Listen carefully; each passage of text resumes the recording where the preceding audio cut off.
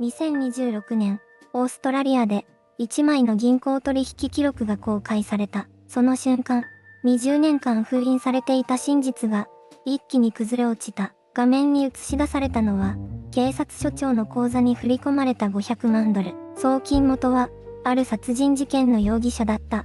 遺体は、町外れのガソリンスタンドの地下に埋められていた。20年間、誰にも発見されることなく、法を守ると誓った男が、金のために真実を葬った。その結果、さらに3人の命が失われた可能性がある。これは陰謀論でも、フィクションでもない。オーストラリア、ニューサウスウェールズ州で実際に起きた事件だ。2026年初頭、内部告発者の証言が当局に届いた。証言の内容は、捜査関係者を震撼させるものだった。警察署長デイビッド・スコットは、容疑者から賄賂を受け取り、意図的に捜査を妨害した。20年という歳月をかけて、完璧に隠蔽し続けた。法の番人が、法を売り渡していたのだ。法を守る、という誓いが、いかに簡単に金で崩れ去るのか。この事件は、その恐ろしい現実を私たちに突きつける。だが、すべての始まりを理解するには、被害者その人を知らなければならない。建設業者トーマス・マッカーティとは、一体どんな人物だったのか。彼が失踪する直前、その日常に何が起きていたのかを、次に見ていこう。トーマス・マッカーティ、オーストラリア、ニューサウスウェールズ州ニューカッスルで生まれ育った建設業者だった。がっしりとした体格に、いつも日焼けした顔、現場を飛び回り、自分の手で建物を作り上げることに誇りを持つ男だった。地元では評判の職人だった。仕事は丁寧で、納期を守る。そして何より、仲間から信頼されていた。妻のサラとは20年以上連れ添い、2人の子供にも恵まれた。週末になれば、庭でバーベキューを囲み、近所の友人たちを招く。そんな、ごく普通の家庭の父親だった。2006年、彼は小さな建設会社を軌道に乗せようと、必死に働いていた時期だった。いくつかの大型案件が重なり、忙しくも充実した日々を送っていた。しかし、その頃からある、取引、が彼の周囲で動き始めていた。詳しくは、後に明らかになる。失踪する直前の朝、2006年8月14日、月曜日、トーマスはいつもより少し早く目を覚ました。朝6時前には台所に立ち、コーヒーを一杯入れた。サラはまだ眠っていた。子供たちへの書き置きをテーブルに残し、彼は静かに家を出た。今夜は遅くなる。と、その一言だけを、車のエンジン音が遠ざかっていく。その後ろ姿を、誰も見ていなかった。それが、家族が見た彼の最後の姿となった。この平凡な朝の出来事が、実は20年にわたる闇の始まりだったとは、当時誰も知る由もなかった。では、その日、彼の身に何が起きたのか、事件はどのように幕を開けたのか、次に、その恐怖の瞬間へと迫っていく。2006年、オーストラリア、ニューサウスウェールズ州ニューカッスル。その日の夜、建設業者トーマス・マッカーティは、約束の場所へと向かっていた。相手は、長年の取引関係にある人物だった。場所は、郊外の古いサービスステーション。人目につかない、静かな一角だった。彼の車が駐車場に滑り込んだのは、午後9時を少し過ぎた頃だった。エンジンが止まる。ドアが開く。そして、闇の中へと消えていった。翌朝、彼は戻らなかった。妻のサラが警察に通報したのは、翌日の昼過ぎだった。夫が帰ってこない。連絡もつかない。声は震えていた。しかし、その時点ではまだ、誰も事の深刻さに気づいていなかった。最初に異変を感じたのは、サービスステーションの従業員だった。早朝、駐車場の隅に乗り捨てられた車を発見したのだという。おかしいとは思いました。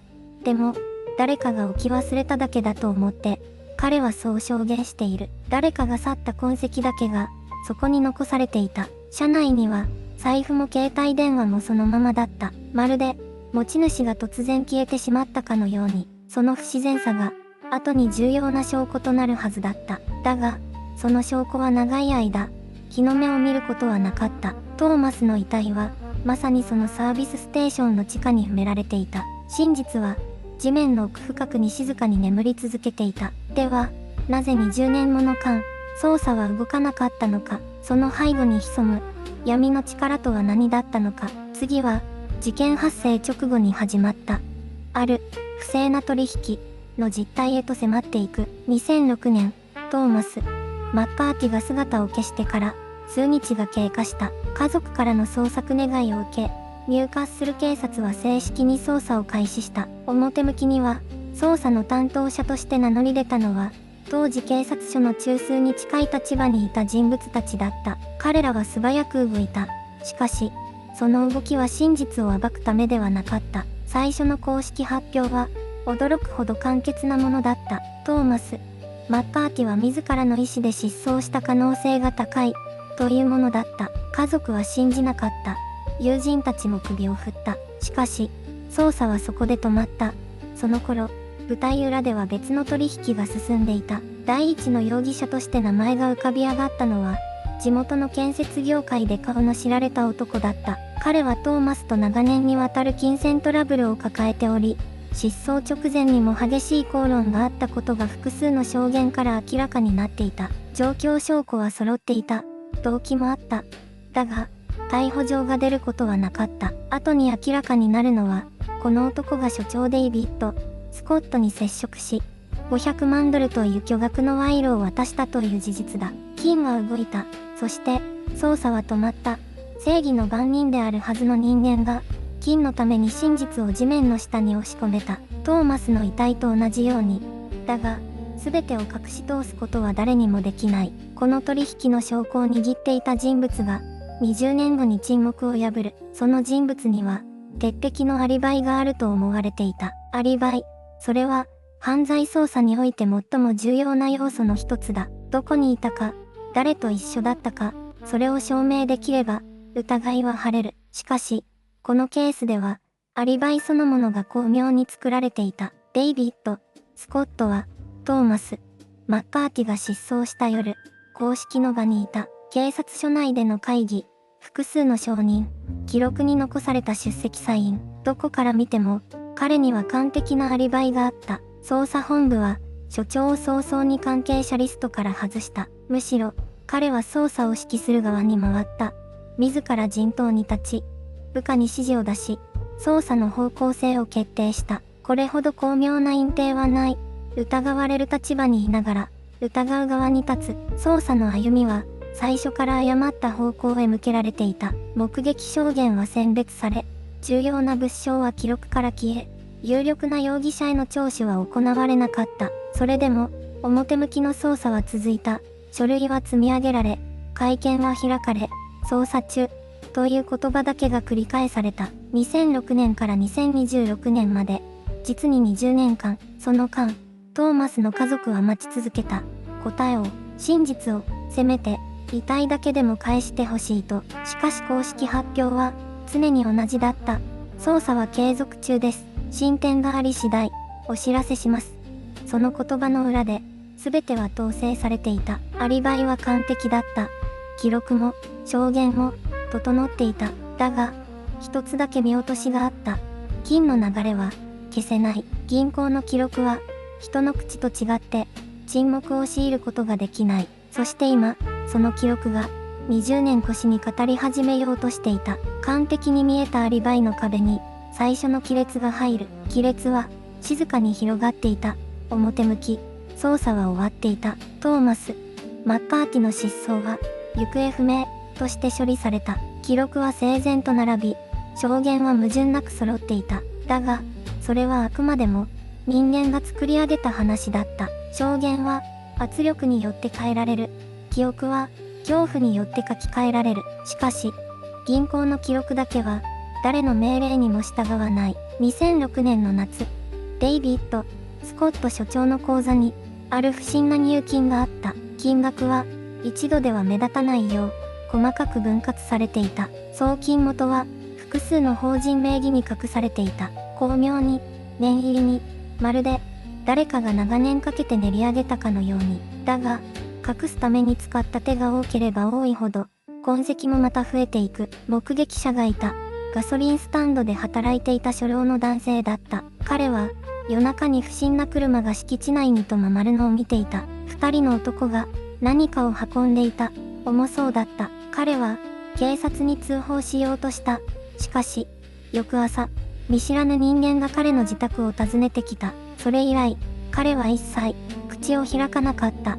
20年間、彼は沈黙を守り続けた。家族を守るために、自分の命を守るために。しかし、2026年の春、彼は全てを話すことを決意した。老いた体で、震える手で、署名した。証言書に書かれていた名前は、もう一人いた。スコット署長だけではない。事件の夜、現場にいたもう一人の男。その男の影が、今、捜査線上に浮かび上がろうとしていた。その男の名前は、マーカス・ドレイトンといった。建設業界では、知る人ぞ知る存在だった。表向きは、資材調達を専門とする業者。しかし裏では、ニューカッスルの闇社会と深く結びついていた男だ。トーマス・マッカーティとドレイトンの関係は、2005年まで遡る。二人は、かつてビジネスパートナーだった。共同で請け負ったある建設プロジェクトで、深刻な金銭トラブルが生じた。トーマスが、帳簿の不正を発見したのだ。数百万ドルに及ぶ。資金の横流し。トーマスはそれを、当局に報告しようとしていた。ドレイトンにとって、それは致命的な脅威だった。失踪事件が起きた夜、ドレイトンは、トーマスの自宅近くにいたことが、後に防犯カメラの映像から確認されている。しかし、その映像は長年、証拠として提出されることはなかった。なぜか、提出を止めた者がいたからだ。内部告発者の証言には、こう記されていた。スコット署長は、ドレイトンの名前が捜査資料に載るたびに、該当刑事を差し替えるよう命じた。と、二人の間には、金銭の授受があった。銀行記録が、それを静かに証明していた。ドレイトンからスコットへ、スコットからドレイトンへ、20年間、繰り返された取引の痕跡。真実は、数字の中に眠っていた。そして今、その数字が、ついに法廷の光の下にさらされようとしていた。二人の男が共に築いた沈黙の壁は、崩壊寸前だった。法廷の空気は、凍りついていた。傍聴席は満員だった。誰もが、息を飲んでいた。検察官が、銀行記録をスクリーンに映し出した。数字が、並んでいた。日付が、並んでいた。名前が、並んでいた。ドレイトンからスコットへ、スコットからドレイトンへ。20年間、繰り返された送金の記録。それは、沈黙の値段だった。1回の送金額は、決して大きくなかった。しかし、積み重なった総額は、500万ドルを超えていた。人の命が、その数字に換算されていた。証人台に立ったのは、元捜査員だった。彼は、震える声で語り始めた。スコット署長から、直接命令を受けた。ドレイトンの名前が記録に現れるたびに、その刑事を差し替えろと、法廷が、ざわめいた。私は、従ってしまった。それが、今でも悔やまれる。彼の目には、涙が浮かんでいた。スコットは、被告席で微動だにしなかった。しかし、その手が、かすかに震えていた。検察官は、さらに続けた。この捜査が適切に進められていれば、トーマス・マッカーティ氏だけではなかった。その後に命を奪われた。少なくとも3名の被害者を、救えた可能性がある。法廷が、再び静まり返った。一人の死が、3人の死を呼んだ。その事実が、重く、空気に沈んでいった。20年間守られてきた沈黙の壁は、今この瞬間、完全に崩れ落ちた。真実は、もう誰にも止められなかった。そして次回、二人の男に、最終的な裁きが下される。2026年3月、シドニーの法廷に、最終判決が言い渡された。デイビッド・スコット元警察署長、収賄と捜査妨害、そして過失致死の幇助、懲役22年。共犯者のレイモンド・ホールには、殺人罪が適用された。仮釈放なしの終身刑。法廷内に、静かなざわめきが広がった。しかしそれは、完成ではなかった。安堵でも、なかった。どこか、うつろな沈黙だった。トーマス・マッカーティの遺族は、判決を聞いた後、誰も言葉を発しなかった。20年間、待ち続けた答えが、ようやく出た。それでも、失われた時間は、戻らない。検察官は声明の中でこう述べた。この判決は終わりではない。始まりだ。と、州政府は独立調査委員会を設置した。ニューキャッスル警察署内に他にも腐敗した関係者がいた可能性を調べるためだ。内部告発者の証言は今も精査が続いている。隠された口座、消された記録、名前のない受取人、意図はまだ複数残っている。そしてもう一つの問いが残った。3人の被害者たちの家族は今も正式な謝罪を受けていない。国家は誤りを認めた。しかし誰も責任を取っていない者がまだいる。正義とは判決文の上にあるのか、それとも誰かの胸の中にあるのか。トーマスが眠っていたガソリンスタンドの跡地には今小さな花束が置かれている。名前もメッセージも書かれていない。ただ白い花だけが静かに風に揺れていた。20年の沈黙が終わった。だがこの物語にはまだ語られていない声がある。その後関係者たちは今どこにいるのか。デイビッド・スコットは2026年初頭に逮捕され、現在も裁判が続いている。収賄と捜査妨害、そして3件の死に関する共犯罪が問われている。判決はまだ出ていないを渡した建設会社の経営者はすでに別件で服役中だった。トーマスの事件が明るみに出たことでさらに3つの罪状が追加された。内部告発者の女性は今も身元を明かしていない。ただ一つの声明だけを残した。もっと早く話すべきだった。と、トーマスの娘は現在30代になっている。父の顔を写真でしか知らない。彼女は取材にこう答えた。謝罪より真実が欲しかった。